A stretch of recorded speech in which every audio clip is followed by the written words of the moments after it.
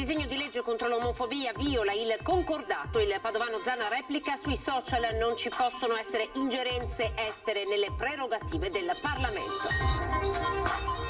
Stop alla mascherina all'aperto dal 28 giugno, questa l'ultima parola del CTS, ora il governo metta nero su bianco la decisione, dice Zaia, resta aperto il fronte delle discoteche che non ci stanno al Green Pass.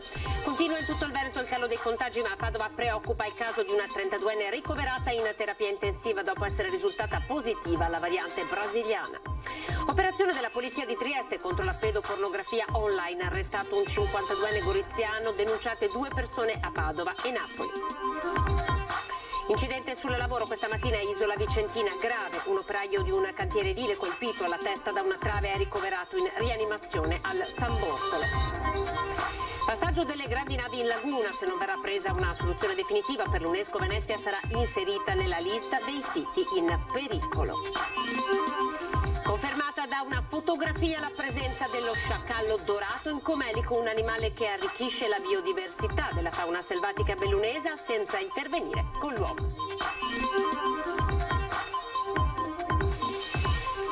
Buonasera, ben ritrovati con l'informazione, il nostro TG Veneto, nessuna ingerenza estera nelle prerogative del Parlamento. Alessandro Zan, padre del tanto discusso DDL Zan, risponde oggi pomeriggio alla notizia dell'intervento del Vaticano sul disegno di legge attraverso un post, e poi oggi si è espressa anche l'Arcigay di Padova. Sentiamo. Mai prima d'ora la Chiesa era intervenuta in maniera così netta nell'iter di approvazione di una legge italiana. Lo ha fatto nei giorni scorsi sul disegno di legge Zan dal nome del deputato padovano promotore contro l'omotransfobia, fermo all'esame della Commissione Giustizia del Senato. La notizia è trapelata da fonti giornalistiche, poi è stata confermata in giornata dal Vaticano. Apriti cielo fuori di metafora con lo scontro politico che a questo punto rischia di diventare culturale e religioso. L'atto della Segreteria di Stato, si apprende, è stato consegnato informalmente all'ambasciatore d'Italia presso la Santa Sede il 17 giugno scorso. Il DDL violerebbe il concordato tra Stato e Chiesa Cattolica rivisto negli anni '80, andando a comprimere la libertà della Chiesa, libertà di pensiero e di parola. Questa è la posizione del Ministero degli Esteri di Papa Francesco, che balcanizza il dibattito politico. Di ingerenza estera su un Parlamento sovrano parla il padovano Zan sui social, che pure apre al confronto e si dice pronto a fugare ogni dubbio. Sostegno al suo DDL arriva dal segretario Enrico Letta, esulta invece la Lega con il leader Matteo Salvini. Stamattina leggo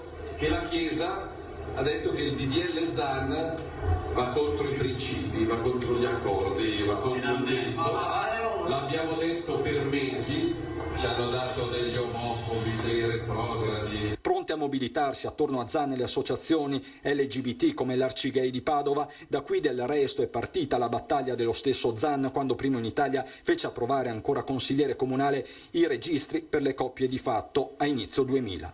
Per noi la questione è semplice, la legge Zan è una legge necessaria a questo Paese, è una legge necessaria a chi vive in questo Paese, soprattutto è una legge che non può essere contrastata e in qualche misura ostacolata da stati esteri che si permettono ingerenze indebite. Se la Chiesa ha qualche problema verso la lotta all'omofobia, verso la lotta all'intolleranza e verso la giustizia sociale, il problema non è della legge Zan, ma è della Chiesa Cattolica, che dovrebbe forse ripensare ai propri principi e alle proprie priorità. È il tema del sondaggio di cui parleremo a Ring questa sera. Il Vaticano: fermate il DDL Zan, giusto? Vi chiediamo di esprimere la vostra opinione attraverso la solita telefonata. Se la vostra risposta è sì, dovete comporre lo 0422 16 26 691, se invece è no, 0422 16 26 690. La chiamata, lo ricordo, è sempre gratuita. Stop alle mascherine all'aperto, la data è quella del 28 di giugno, il CTS si è espresso in questo modo, ora toccherà il governo che deve mettere questa decisione nero su bianco, come chiede il presidente Zaia. Una scelta che va nella direzione giusta, anche se questo non significa la festa della liberazione, perché il virus è ancora fra noi. Così il presidente del Veneto Luca Zaia commenta lo stop alle mascherine all'aperto arrivato dal Comitato Tecnico Scientifico, fatti salvi ovviamente i casi di potenziali assembramenti. Soluzione quella del CTS invocata nelle ultime settimane dallo stesso Zaia con i colleghi delle altre regioni. Ma attenzione, dice il governatore, il dispositivo dovrà essere sempre a portata di mano, da utilizzare in fila dalla spesa ai mezzi di di trasporto. Zaia a questo punto chiede al governo di mettere nero su bianco la decisione e soprattutto la data del 28 giugno. Insomma, serve un provvedimento ad hoc. Governo che dal canto suo parla di responsabilità e fiducia con l'interrogativo delle varianti. Noi ci fidiamo degli italiani. Fino ad oggi abbiamo fatto un grandissimo lavoro, abbiamo diminuito enormemente attraverso un'accurata campagna di vaccinazione che ci ha portato oggi ad avere 46 milioni di somministrazione e ben 16 milioni di persone che hanno concluso il ciclo vaccinale. Resta un ultimo fronte, quello delle discoteche, che ha assicurato il sottosegretario alla salute Andrea Costa riapriranno entro il 10 luglio, ma criterio per entrarci sarà con ogni probabilità il Green Pass. Ed è su questo che i titolari di locali da ballo non ci stanno. Il riferimento è soprattutto la movida, spesso incontrollata nei luoghi pubblici, come dimostrano i recenti fatti di Jesolo. Se io ho tutte le precauzioni e fuori dalla porta di casa mia c'è l'ammassamento di gente senza mascherine che ballano, cantano e si ubriacano, state a sentire, io non ci sto a questo gioco. Dunque da lunedì in tutta Italia all'aperto senza mascherina, siamo andati a Padova per sentire un po' il sentimento della gente. Io sono abbastanza fiduciosa, sì, cioè io mi fido personalmente. Forse è venuto il momento di potersi liberare da questa cosa, insomma. Sì, cioè considerando tutto, adesso con le vaccinazioni ormai a metà strada, sì. Non mi dà più fastidio, cioè mi sono talmente abituata che ormai non ci faccio neanche più caso. Però magari con il caldo è un po' un sollievo. Certo, ma certo, le cose belle vanno apprezzate. Potrebbe essere una roba bella, però dopo eventualmente quando scapita nelle compagnie o cosa, sui gruppi, di tenerla su e stare sempre a distanza. Almeno io penso è meglio andare via con la mascherina che stare 3 mesi chiusi in casa. Io sono contento, però per una questione tecnica che vediamo in giro che non c'è ancora molta gente che deve ancora vaccinarsi, io consiglierei, dove c'è un po' di confusione, di tenere la mascherina. Cosa dite? Che ci vuole prudenza lo stesso. Perché, signora? Perché mi sento più sicura, più tranquilla. Ecco. Ma lei proverà a resistere ancora un po' nonostante il caldo? No, voglio dire, quando non c'è nessuno, sono all'aperto, la tolgo, quando vedo che c'è affollamento, la metto. Va bene così come ha detto mia figlia. Non le dà caldo in questo periodo? Ormai ci abitua. È un po' un sollievo per lei. Esatto, insomma, però la tengo sempre in qualsiasi momento. Contenta? Beh, sì.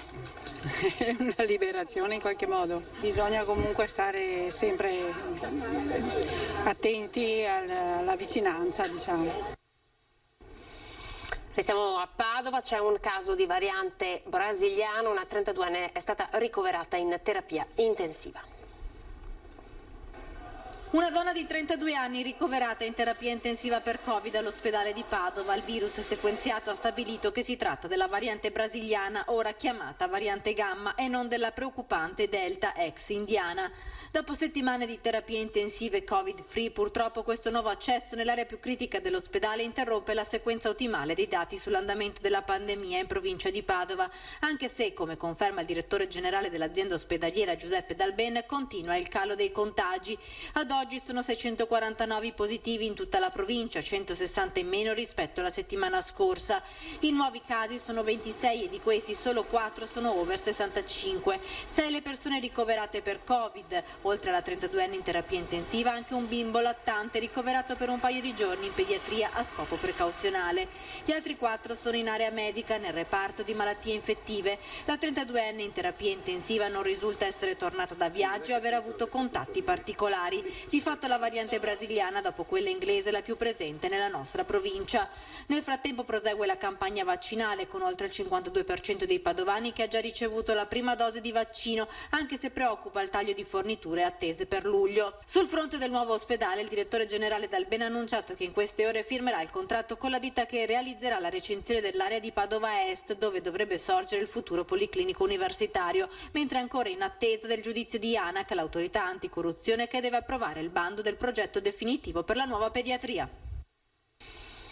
Buone notizie invece per l'ospedale di Schiavonia dell'ULSS 6 Euganea, è diventato Covid-free. Dimessi tutti i pazienti sia in area medica che in terapia intensiva. Il Covid Hospital, simbolo dell'emergenza nel Padovano, ha raggiunto questo traguardo che mancava da un anno.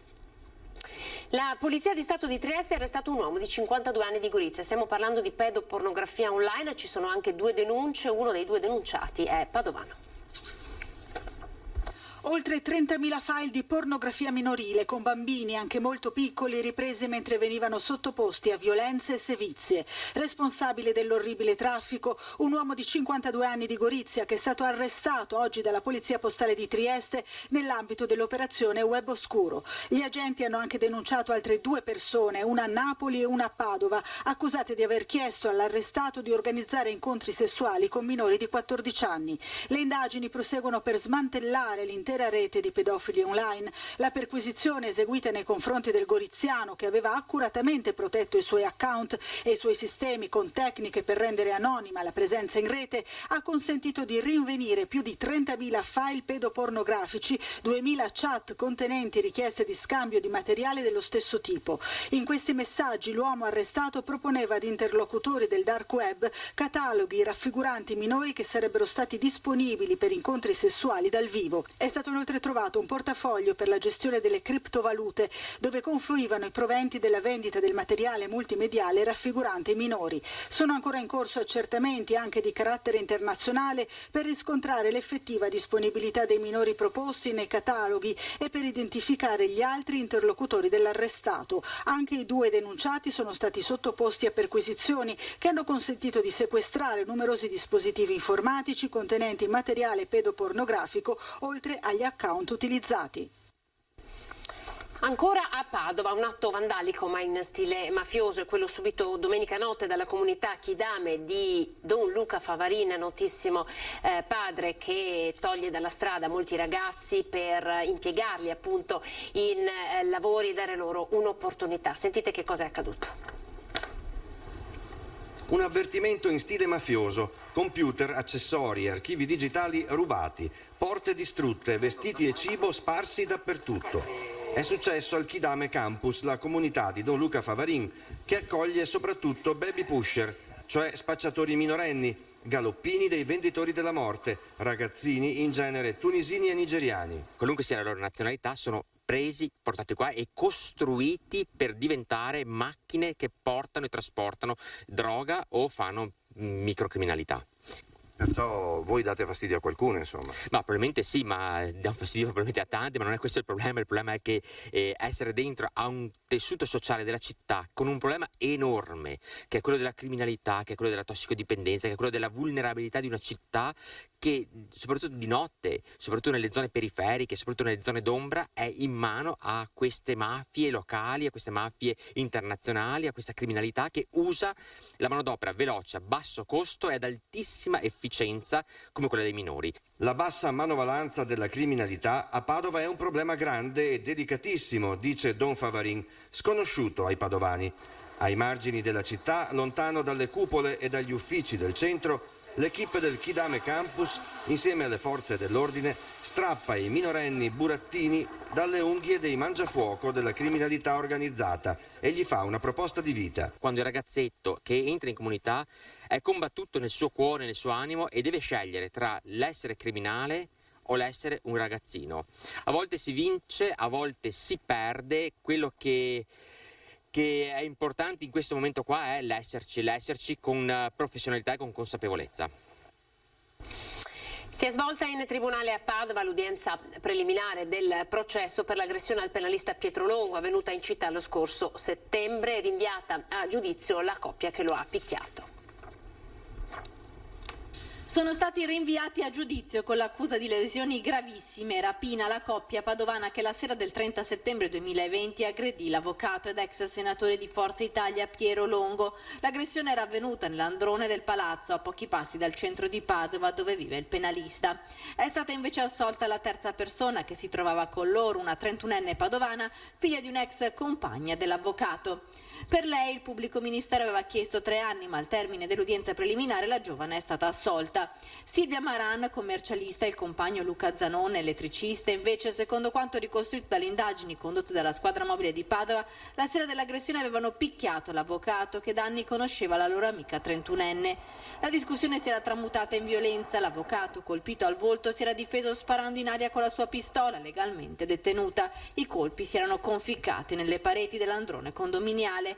Nella colluttazione la coppia aveva strappato di mano l'arma e poi si erano allontanati con la pistola, chiamando loro stessi la polizia per denunciare quanto accaduto. Da qui l'inserimento nel capo di imputazione anche del porto d'arma in luogo pubblico. La giovane donna assolta invece era rimasta sempre fuori dal condominio senza mai intervenire. Il processo nei confronti della coppia inizierà il 22 settembre prossimo.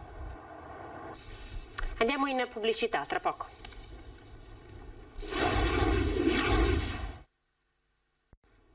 Ben ritrovati, ripartiamo con un'altra notizia di cronaca che ci porta nel Vicentino. Isola Vicentina, c'è stato un grave incidente sul lavoro questa mattina. Continua la scia di sangue nel mondo del lavoro con l'ennesimo incidente. Questa volta è accaduto a Isola Vicentina. Grave un operaio di 43 anni ricoverato in prognosi riservata all'ospedale San Bortolo di Vicenza. Secondo quanto ricostruito, il 43enne, operaio di una ditta 2M di Brescia, era al lavoro in un cantiere per l'ampliamento del capannone della ditta Forno d'Oro di Isola. L'uomo con un collega alla gru stavano manovrando una trave per posizionarla, quando improvvisamente, per causa ancora da chiarire, la trave ha colpito al volto il 43enne, facendolo indietreggiare, sganciando il caschetto di protezione, facendolo cadere a terra e sbattendo violentemente la testa su un'altra trave tagliente.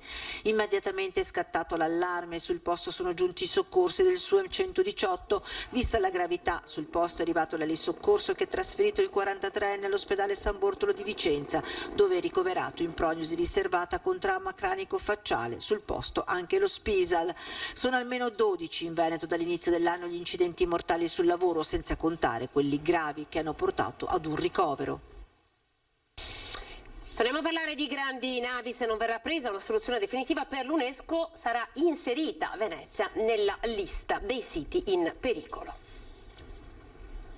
Sulle grandi navi serve una soluzione di lungo periodo per bloccare l'accesso in laguna. A dirlo sono i tecnici dell'UNESCO, secondo cui Venezia, patrimonio dell'umanità UNESCO dal 1987, andrebbe inserita nei siti in pericolo. L'ipotesi verrà analizzata durante i lavori in programma dal 16 al 31 luglio, ma è un lavoro che va fatto in sinergia, come sottolinea il senatore veneziano Ferrazzi. Bisogna fare subito 3 cose. La prima, rendersi conto che Venezia è una città del mondo e quindi non stupirsi se c'è un'attenzione, perché Venezia è patrimonio dell'umanità. Seconda, bisogna decidere, non possiamo più perdere tempo. Il governo ha deciso di portare il porto nel lungo periodo fuori dalla laguna attraverso il concorso che verrà aperto nei prossimi giorni. Bene, ma bisogna trovare anche una soluzione nell'intermedio, perché questa è la terza cosa: Venezia senza il porto non può essere, non può esistere. Ci sono un sacco di possibilità di trovare delle soluzioni di medio periodo. Per esempio, tutto l'asse di Porto Marghera dà queste possibilità, si decide insieme. In caso di approvazione da parte del Comitato per il Patrimonio Mondiale, verrà chiesto all'Italia di elaborare un piano e delle misure correttive da presentare entro febbraio 2022. Se la città venisse inserita nella lista dei luoghi in pericolo, che al momento comprende una 50ina di siti, l'Italia dovrebbe concordare con le Nazioni Unite un piano per uscire dall'emergenza. L'UNESCO avrebbe anche sottolineato come le soluzioni al momento trovate per le navi non sarebbero sufficienti, opinione condivisa anche dall'assessore comunale al turismo. Il Comune ha indicato le soluzioni, come sul tema delle grandi navi. La soluzione è Porto Marghera, ovviamente. Nel frattempo però da 8 anni non si decide, ma non c'è solo il tema delle grandi navi nel fascicolo dell'UNESCO. Ci sono tutti i temi legati alla salvaguardia di Venezia, per la quale è urgente rifinanziare la legge speciale come era una volta, con 150 milioni di euro all'anno. Dobbiamo trovare una soluzione circa i poteri regolamentari dei comuni in materia di residenza, commercio e turismo. E terzo e ultimo punto, Porto Marghera. L'UNESCO parla di Porto Marghera, per noi Porto Marghera deve restare un motore industriale della nostra città metropolitana, della nostra regione. Per farlo servono investimenti per finire le bonifiche, finire i marginamenti e consentire un insediamento industriale di nuove industrie molto più compatibili e sostenibili. Ancora pochi giorni e il busto del Doge secondo corner andrà all'asta. L'associazione Veneti.net continua la raccolta fondi per riportarlo a casa. Continua la raccolta fondi promossa dall'associazione VenetiNet per riportare a casa il busto marmoreo di Giovanni II Corner, 111° doge della Repubblica di Venezia, tra le figure di spicco della Serenissima. Questo busto del doge è messo in vendita, verrà messo all'asta entro fine di questo mese, qui in Italia, in centro Italia, e noi vorremmo acquisirlo per poi metterlo a disposizione dei cittadini, metterlo a disposizione di un ente importante, tipo per esempio la Regione, e quindi esporlo, ma bisogna acquistarlo e quindi chiediamo l'aiuto dei volonterosi cittadini veneti e veneziani che vogliono dare una mano per fare una colletta e per riuscire ad andare appunto all'asta e prenderlo noi. Contribuire è semplice. Basta accedere appunto al sito dell'associazione che si chiama venetinet.com o venetinet.org. Lì ci saranno tutte le istruzioni, si vedrà anche cos'è questo busto del doge Giovanni II Corner e quindi c'è la possibilità di dare la mano per ricordare un pezzo importante della nostra storia. Riportarlo a Venezia, secondo l'associazione, sarebbe la riaffermazione di un'identità collettiva, capire il passato per contribuire a governare meglio nel futuro.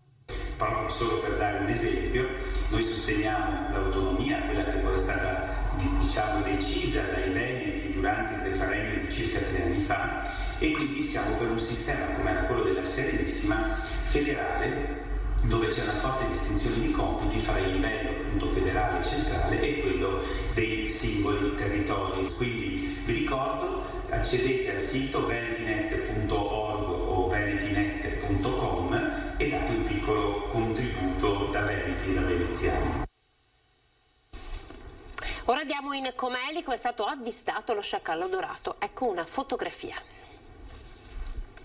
Presenza confermata da una fototrappola, quella dello sciacallo dorato nel Comelico. Tutto è partito lo scorso autunno con la registrazione di vocalizzi di una famiglia di cuccioli. Ora la foto in pieno giorno, segno che non solo lo sciacallo si è riprodotto, ma che è rimasto nella zona dell'Alto Cadore. L'indagine che è stata fatta dalla Polizia Provinciale nell'aprile di quest'anno in Comelico, con il rinvenimento e l'accertamento di una riproduzione della specie in Comelico. La fototrappola era stata installata dalla provincia per monitorare il lupo, ma in una delle immagini che risalgono ad aprile è stato immortalato nei boschi del Comelico questo esemplare di sciacallo dorato, specie non nuova di incursioni in questa zona. Una specie di origine balcanica, della quale non abbiamo reperti paleontologici in provincia di Belluno.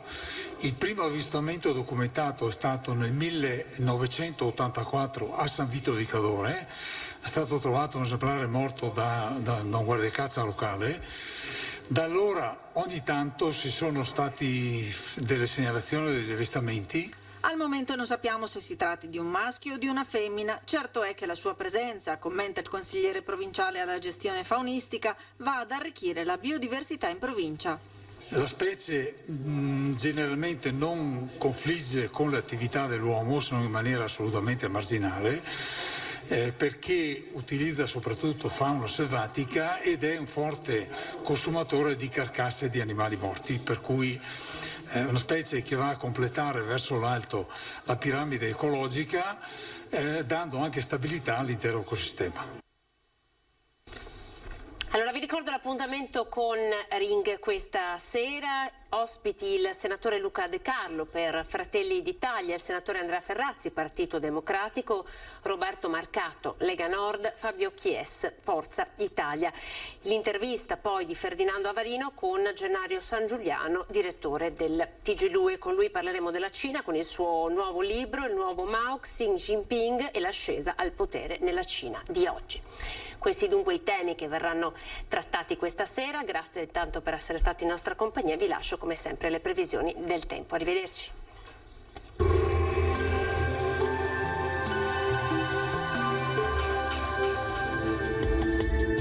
Bentrovati ad un nuovo aggiornamento meteo. Bel tempo, il nostro territorio è tenuto però ancora sotto scacco dalla canicola africana che ormai da giorni interessa il nord-est. Vediamo insieme il dettaglio. Sul Veneto situazione tranquilla, la giornata di mercoledì 23 giugno sarà infatti caratterizzata da un tempo in prevalenza stabile e soleggiato, salvo per qualche nube alta in transito che in montagna potrebbe anche portare qualche isolato rovescio o temporale pomeridiano. Temperature roventi, minime tra 17 e 24 gradi, valori massimi compresi invece tra i 29 e i 35 gradi. Ci spostiamo ora sul Friuli Venezia Giulia, dove di fatto avremo poche novità, tanto sole ovunque, contesto anche qui stabile, senza piogge degne di nota. Temperature minime tra 20 e 21 gradi, massime sui 31-34 gradi. Infine diamo uno sguardo alla situazione del Trentino Alto Adige, dove sarà ampiamente soleggiato al mattino, dal pomeriggio invece avremo qualche acquazzone a carattere sparso. Temperature minime intorno ai 18 gradi, massime infine sui 35 gradi. Dal meteo per ora è tutto, vi auguro come sempre un buon proseguimento in compagnia di Antenna 3.